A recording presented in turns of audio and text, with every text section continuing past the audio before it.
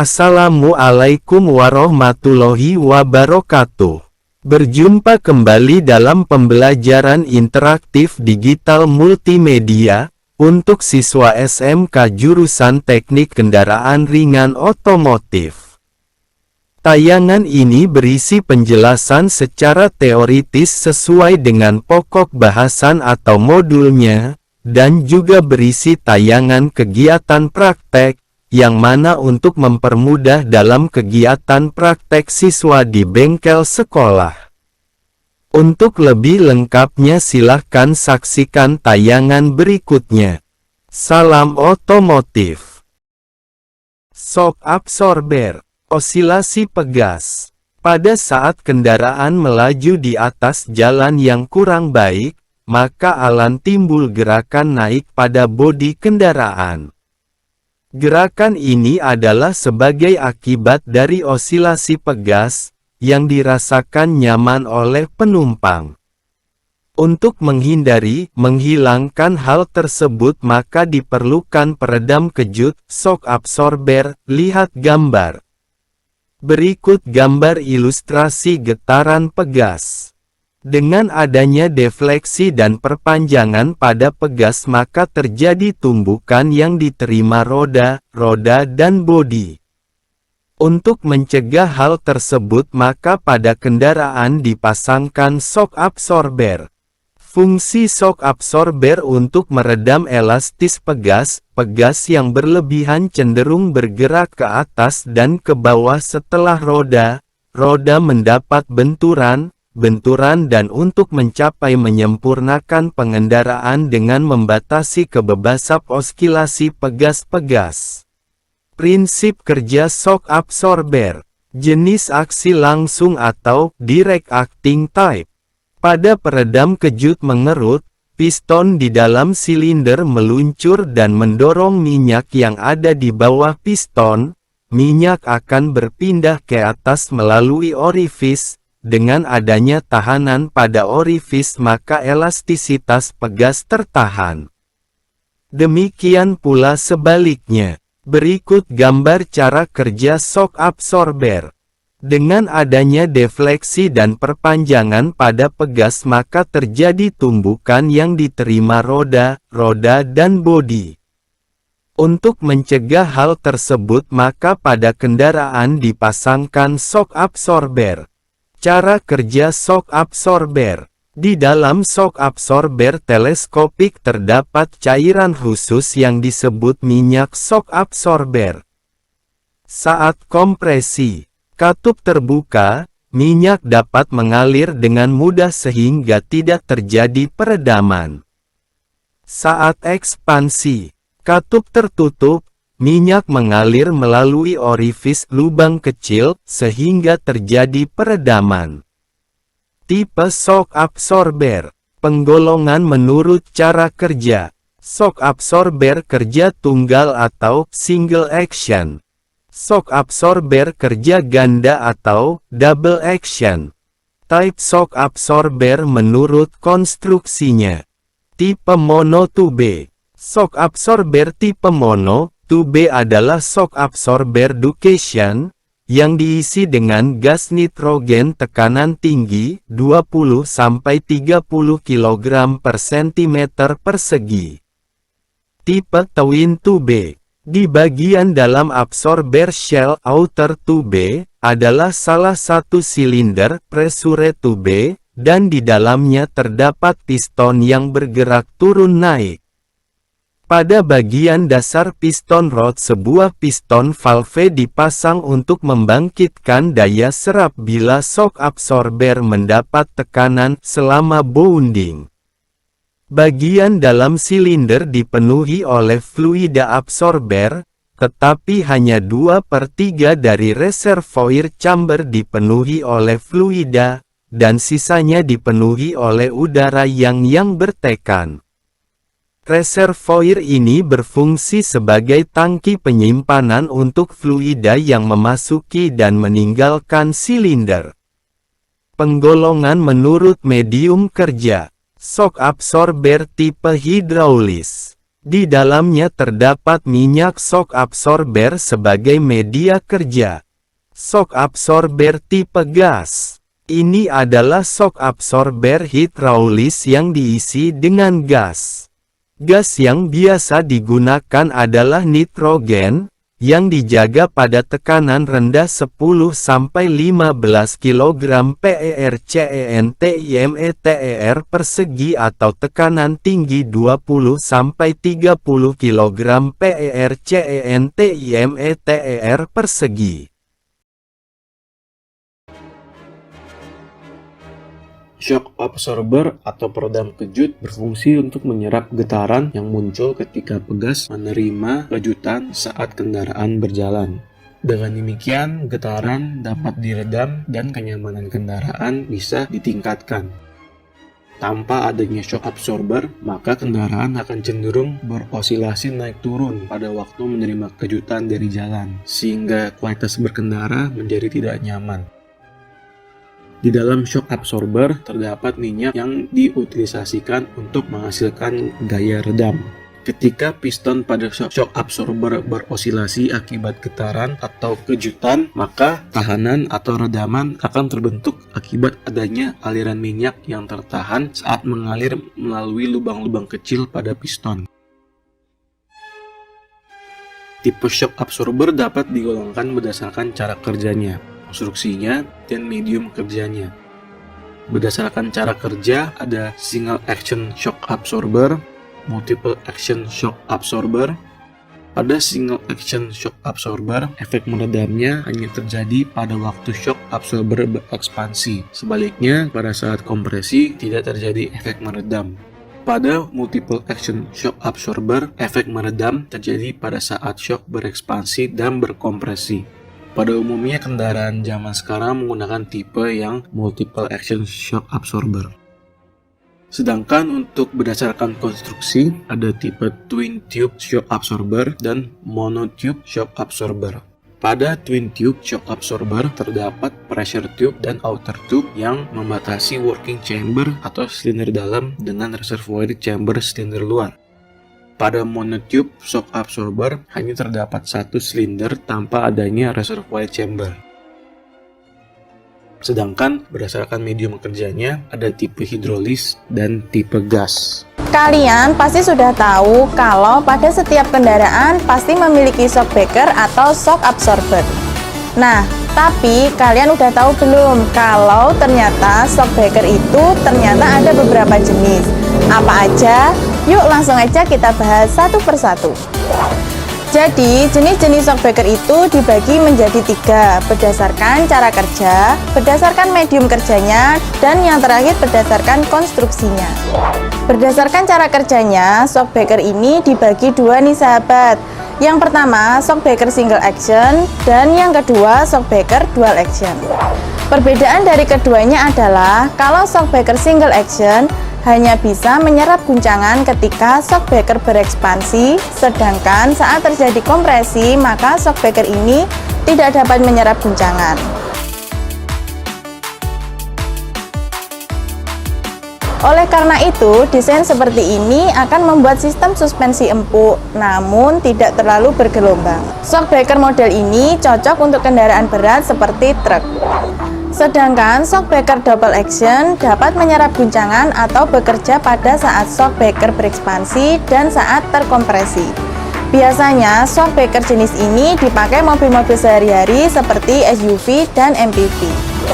Nah, kalau berdasarkan medium kerjanya, shock breaker dibagi menjadi 2, yaitu shock breaker hidrolik dan shock breaker gas. Untuk shock breaker hidrolik biasanya menggunakan oli sebagai mediumnya.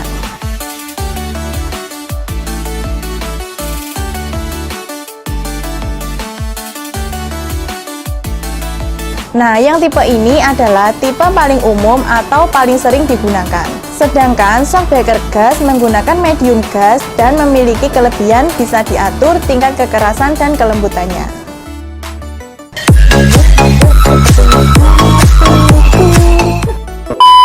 Yang terakhir adalah berdasarkan konstruksinya.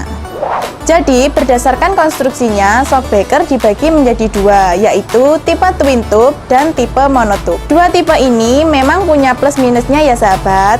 Kalau untuk kenyamanan, tentu saja tipe twin tube lebih unggul. Sedangkan untuk kekuatan, tipe monotube jauh lebih kuat daripada tipe twin tube. Selain ketiga hal tadi, jangan lupa juga tiap-tiap shock breaker punya ukuran yang berbeda-beda. Jadi, pikirkan dulu kalian mau memilih shock breaker atau shock absorber yang kayak gimana, untuk ukuran berapa, terus untuk mobil apa. Shock beban ya, shock belakang motor bebek ataupun sport sama. Di sini kita akan menganalisa gejala kerusakan dan cara memperbaikinya. Di sini sudah ada dua buah tipe shock. Ini tipe untuk shock beban berat. Ya, shock ini bisa menampung beban 150 sampai 250 kg. Jadi tabungnya agak besar. Sedangkan ini shock bawaan motor jenis Honda, shock jenis KTM. Kalau mekanik pasti sudah tahu ya. Untuk jenis kerusakannya bisa kita lihat setelah kita buka pernya. Tentu buka pernya kalian sudah paham ya, kita tekan bagian per luarnya di sini, lalu kita tahan menggunakan kunci 17. Kalau untuk yang shock beban yang besar ini kuncinya 19, ini 17 ya.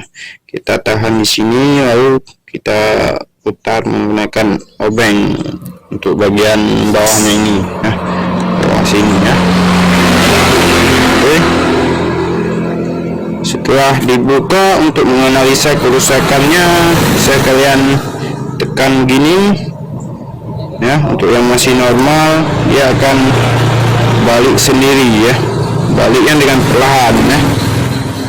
Oke, ini juga masih bisa digunakan ya, karena yang sudah tidak bisa digunakan saat ditekan akan ringan, kemudian ditarik pun akan ringan. Ini saat ditarik masih berat ya.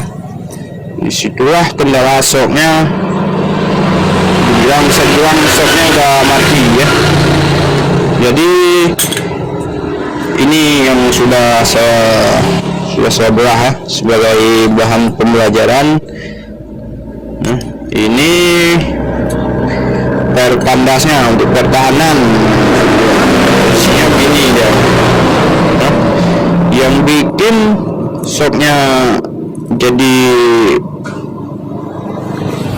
tidak bisa meredam beban ya, di saat melewati permukaan jalan yang tidak rata, terdapat di sini ya. Oke, jadi saat shock masuk tertekan, kemudian dia terpental dengan sangat, bisa dibilang sangat kuat ya. Misalnya gini, shock ditekan, kemudian terpental, tidak ada tahanan ya. Jadi fungsi dari bagian ini di sini nanti akan ada minyak shock ya.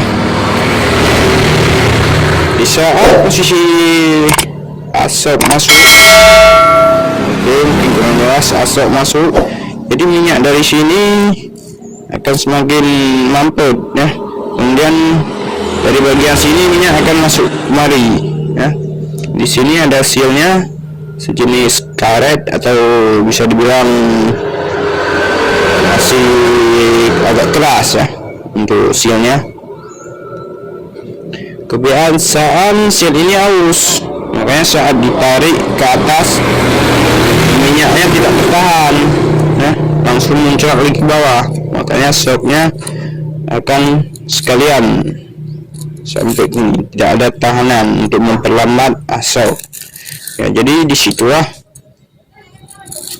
bunyi shocknya jadi tak saat melewati permukaan jalan yang tidak rata dan melewati seperti posisi tidur. Jadi langkah untuk penanganannya bisa dikatakan sangat mudah. Tinggal kalian buka ini, kalian cabut ini. Di sini di bagian ini kalian cabut dulu karetnya seperti ini. Ini ada karet.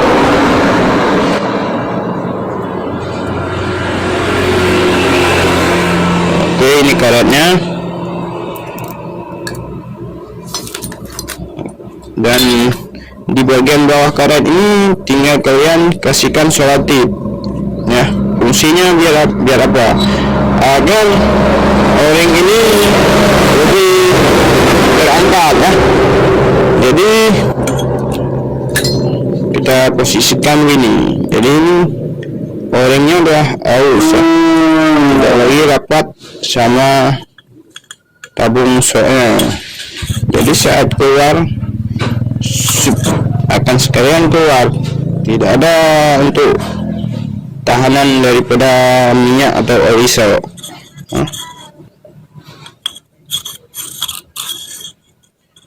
Kalau dipikir di sini cara mengetahui sok belakang tergantung sangat mudah ya. Hanya saja saat kita membuka penutup silnya yang susah.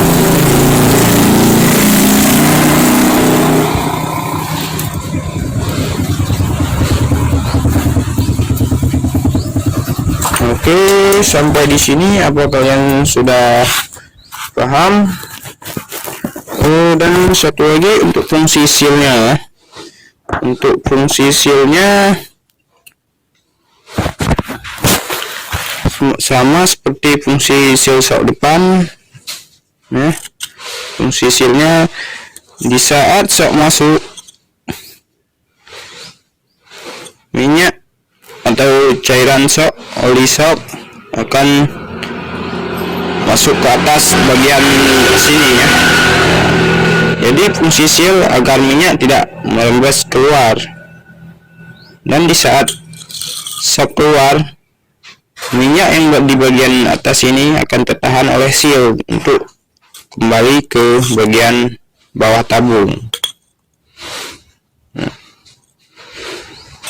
Saya rasa ini sangat mudah dipahami, dan kalau masih ada yang belum jelas bisa kalian tanyakan nanti melalui kolom komentar. Yang intinya untuk pengetesannya kalian bisa kalian tekan dulu, habis itu kalian tarik. Jika masih ada beban saat kalian tarik, berarti shocknya masih layak untuk digunakan ya.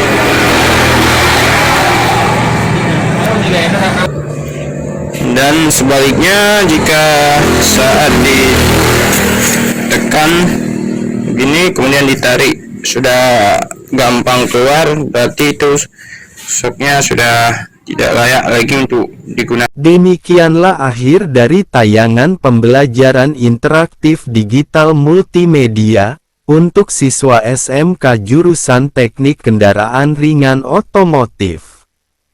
Silahkan siswa melanjutkan kegiatan belajarnya dengan guru pembimbingnya masing-masing di sekolah dan mengerjakan penugasan yang diberikan, baik penugasan pengetahuan maupun penugasan praktek.